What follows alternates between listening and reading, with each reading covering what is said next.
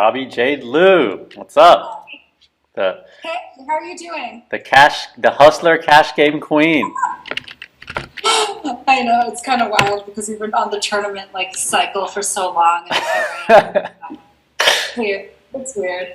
And you just jump right into the big leagues playing with the biggest cash game names in the world. You did. It's insane, and it's so weird because when I look when people are like, "What was it like?" and you're on that stream, it feels like you've been practicing for this big final exam, and then sitting there, and all of your answers are going to be calculated. And even if you get there, at the river, it still kind of matters to the world how it happened. So yeah, you won the pot, but you really shouldn't have the way you played it. So it's like getting 50% on an answer as opposed to 100% because you have to show how you got to the answer. You know what I mean?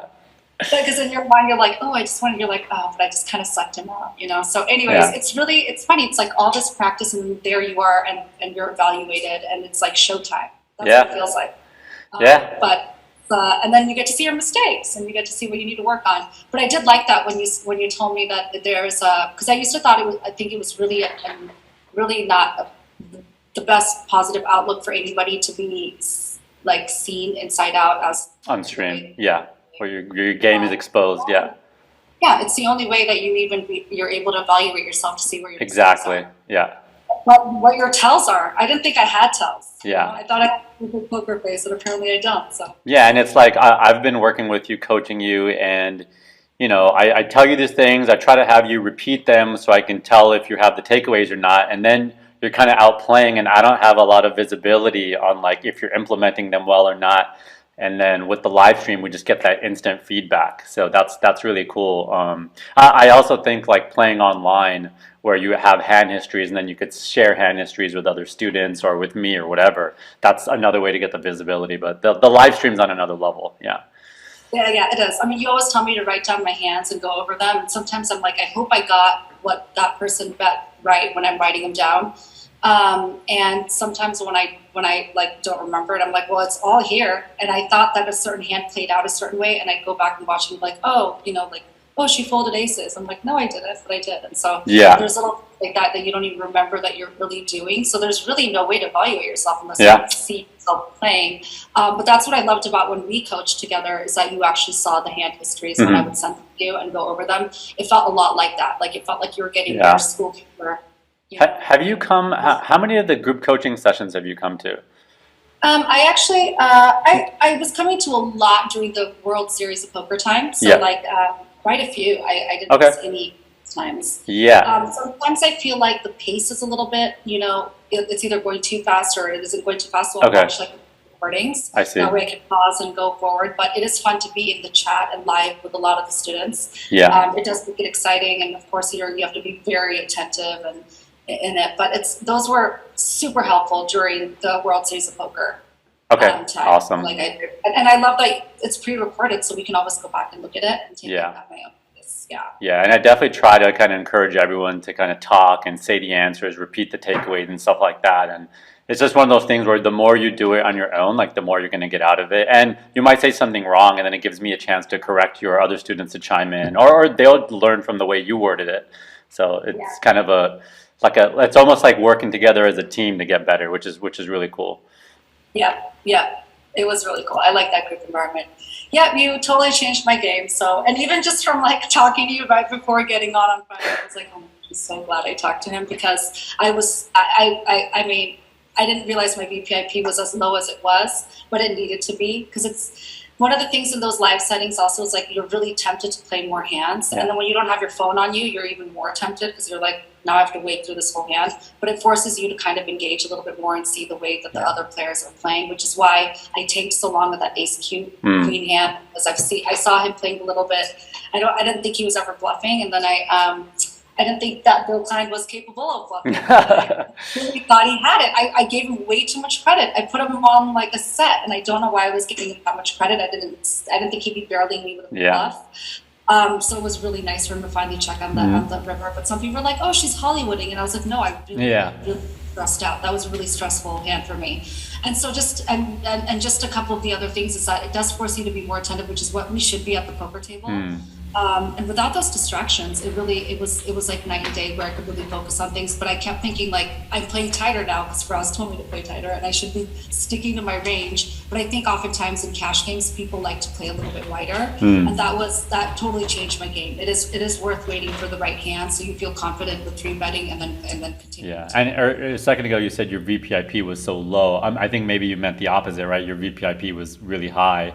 That was high, and then it was significantly lower on Friday. I see. Oh, I see. Yeah. Yeah. So when you actually look at it, I think the only person that, even Garrett's technically known to be lower, and he was the only one like above me. Because your VPIP in this last session, we'll look again today, but I think towards the end you were the second highest. And are you sure? Because I think I was the lowest. Really? Okay, we'll look today. Yeah. We'll look today because I meant to go back and screenshot it, but I didn't get to do that Have yet. it at the end, like right? Yeah. No, they do it somewhere. They do it near the end. Let's look at that when we start this session. Like, what's kind of like a lot of people don't know your full like background in poker in terms of like how long you've been playing for. Like, what did it take to kind of get to where you are now? Like, Yeah. So I actually it's crazy. I got more interested in playing poker during the pandemic. I started doing poker nights at my house with my family. But I was just playing recreationally with my buddies once in a while, but really, really seldom and not very often. I just got super into it during the pandemic. And I'm obviously working a full-time job in biopharmaceuticals, which I've been doing ever for 15 years. So with that and on the side, and then just having this kind of something else to do with your family other than talk about COVID. Yeah. It was really fun and it was really exciting. And I'm like, wow, I'm kind of good at this. And I was like, but I could be better. And I started watching it a lot online. And some people, have like sports running in the background. I have like Poker Go running in the background. Like, it's just like, and I just watching it, I'm like, I feel like I could learn that. But I started looking up really what like the newest way of thinking was. And that's where GTO came into line. I was like, and my husband told me, he said, maybe you should take this seriously and get a real poker coach. And I was like, okay, I'm going to do my bucket list. Let's go to World Series of Poker. Yeah. I'm going to do that. But I was also working full time at the time. So I thought to myself, how much can I practice? So I did get on a bunch of training websites, try to get as much practice as I could, did relatively well at the first World Series for my first time, and then realized that if I just got really into some more poker like training courses and actually did from start to beginning, got you as my personal coach, and some others that I could really kind of hone in on the game and sort of make up for lost time because I came in a little bit later after having this like full-time career. And I decided around April that I was gonna pretty much take a sabbatical and really do this full-time. And that was really the game changer for me because it does require and demand full attention if you really want to catch up for that lost time, and then also just practice everything today. I mean, I even noticed my poker game kind of gets a little bit rough and I feel a little bit more nervous when I come back to the table if I haven't played a lot. That's in the sitting as well. But even the online game's just a little bit different, right? I mean, there's a timer there. You can't really read tables. Or when you're in the live setting, you kind of have to get comfortable with it. So when there is a big game that you're going to, it is good to kind of go out there and practice. Yeah, and with that thing you just said about feeling nervous when you haven't played for a while, like I totally get that. And I had periods where I took off like 6 months, I wasn't playing much, and all of a sudden I'm playing like a 25K high roller, top players in the world, and I'm not familiar with some of their lines, and I would start to feel like that too. And I just realized that so much of poker is psychological. It's like being confident, but at the same time, like preparing and knowing all the spots makes you feel confident. So when you do the work, you show up and you're confident, like winning or losing, whatever, you're gonna play well. Yeah, totally. It totally is. And that level of confidence shows, right? It's a read. Yeah. It's a read that people have on you. And like, I'm always like, it's true. Making sure they're not shaking. And like, I try not to drink coffee before. That's smart. So many people get that wrong. I'm happy you said that. Yeah, like that's not what you want. You don't want to look jittery. It looks like I learned to not do coffee before important meeting or pitching, and then I realized it's the same for poker. It totally is. So you can read it, and like even just like the littlest things. Like there's people that literally told me you scratch your face before you make. Yes. I was gonna talk about that. Okay. I can't believe you didn't see it, and I'm like, what? I think my face is itchy. But that's awesome because you probably have done that like 100 times at the table, and now you're probably not going to do it again because it's one time you did it on TV. Yeah, and I'm sitting there and I'm like, did my face itch? Yeah, maybe it didn't itch. Like maybe that is actually a tell. So yeah, there's little things like that where you're like, well, you want to almost lock your hands down and just be still. Yeah, come up with a base, or like you either come up with the baseline. That's why you see the people doing these kind of robotic kind of movements, or you get like you're just comfortable and like you're doing your thing, but like you're very aware of like for me, I'm pretty comfortable with what I'm doing, so I don't do the robotic thing too often. I still do it sometimes, but I'm very aware of what I'm doing, and sometimes I actually give off a tell, but only I know what it is because you have to see my cards exposed and the tell like a few times for you to pick up on it. So now that I'm aware of it, I just make note of it and I make sure I do the opposite next time or whatever. I'm always aware of what I'm doing. Right. So now I'm gonna go scratch my face. You can, yeah. Like, I'm really gonna value that and scratch my face and be like, yeah, I'm blushing. Yeah. So like reverse tells, right? So, Yeah. really important to see that. So there's little things like that where I'm just like, you, when you're in the live setting, like you have to get used to going back into that Yeah. world and not looking nervous as soon as you sit So down. it seems like putting yourself out there and going and playing on like a Poker Go stream or the Live at the Bike or the Hustler live stream, like it's actually like really good for your game. Like it puts you in a difficult spot, and putting yourself in uncomfortable situations is how you get better. That's kind of what I'm getting from your experience. Totally. And you'll notice that the longtime streamers, like they are very calm and collected, right? Like the Garretts and everybody, you don't, like they'll talk and stuff, but they don't, you really don't know whether they have it. Obviously they're really good with their polarized betting, so you don't know what it is. They either have it or they don't. But there's no tells left Yeah. in them because they've been doing this for such a long time. So it's very beneficial. I used to be told by a public speaking coach back in the day to record yourself when you're speaking, and you'll know little things that might be annoying to an audience that you Yeah. otherwise I have realize that. so I it's say, almost like, why not record yourself when you're playing Yeah, poker? that's When you're true. playing online. Yeah, people do that. Yeah, that's true. Yeah. What's Yeah. your what's your poker schedule for the next like 12 to 18 months? Like where will we find you playing poker? What's your plan? So I really like that you said that we could really be focusing on cash. But there's one other, I think I told you this. I talked to Jonathan Little at Florida when I was down there for the WPT. I love the tournament thing because I love the grind of it. I love the long hours. I like being able to, I like the ICM pressure that's Yeah. playing closer. And there's no better feeling than when you run deep. Hell right? yeah. Like the most thrilling feeling. Yeah, you're busting out all the time. You have to be Yeah. okay failure because you can't just like rebuy your stack and Yeah. buy into over. But the thrill, I think, of a tournament, a really deep tournament, Yeah. there's nothing like it. And the thing that Jonathan Little said is like you can play both. You just have to know what you just have to know like you're playing cash versus you're Yeah. playing poker tournaments. But the best advice I got was that a tournament in the beginning is kind of like a cash game Yeah. until it becomes like ICM comes Yeah. into play and we go back to the tournament style. So for me, it was I told myself if I'm going to do tournaments, I got to focus on tournaments only. And I think that you and I talked about that, right? And that was really important around the time of World Series of Poker because the tournament structure was not something I was used to. When you're playing Yeah. home game, those are all cash style. So I really needed to kind of take a break from cash before coming back into it.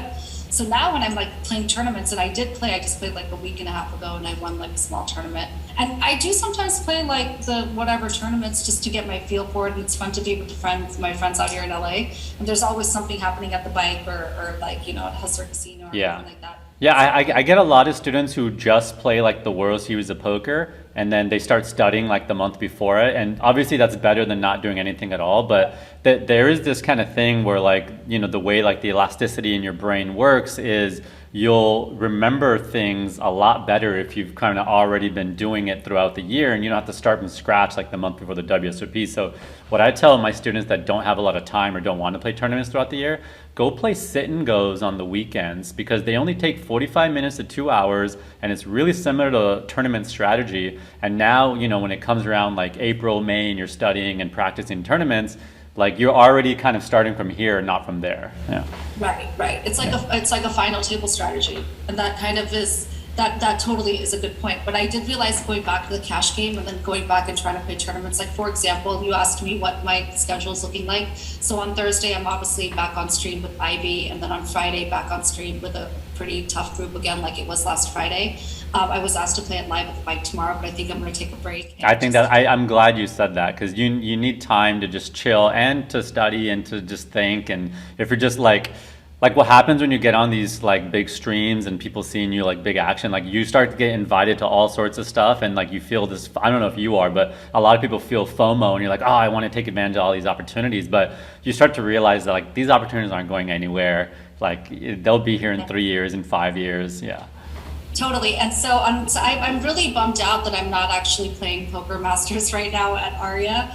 So I'm gonna head there on Saturday. So I am gonna incorporate some of the tournament play a little bit, and only because I think I've been able to figure out the differentiation now that I've really honed in on just a tournament life and now coming back to the cash. Yeah.